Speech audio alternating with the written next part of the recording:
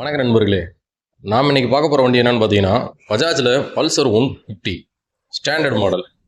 இந்த வண்டி பார்த்தீங்கன்னாக்க எல்லாரும் விரும்பி கேட்கக்கூடிய Pulsar 150 2022 model TN 60 Theni registration.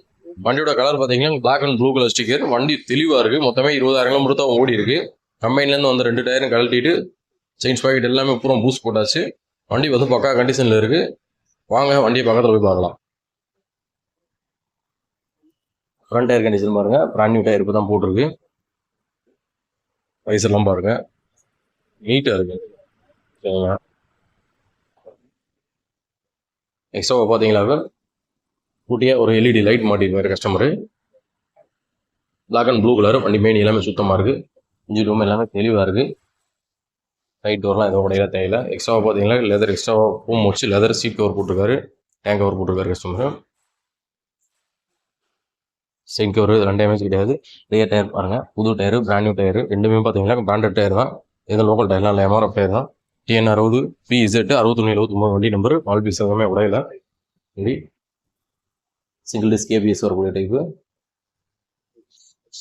Silencer கவரில் மட்டும் லைட்டாக பெயிண்ட் போயிருக்கு, மற்றபடி எதுவும் இல்லை. டேங்கில் லைட்டாக இந்த இடத்துல ஒரு சின்ன டென்ட், அது வண்டி நிப்பாட்டி இருக்கும்போது டென்ட் ஆயிடுச்சுன்னு சொன்னார் கஸ்டமர். என் ஸ்க்ராட்ச் எதுவும் இல்லை. ஆனால் பார்த்தோம்னா வண்டி தெளிவாக இருக்குது. மீட்டர்லாம் பார்த்தீங்கன்னா பக்கா ஒர்க்கிங் கண்டிஷனு. 20,130 கிலோமீட்டர் அந்த ரேஞ்சு ஓடி இருக்கு.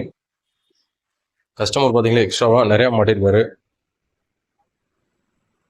பவுச்சாக இருக்கட்டும், ஹேண்ட் பாரில் வர பவுச்சு, லிவரில் வர பவுச் மாட்டிருக்காரு.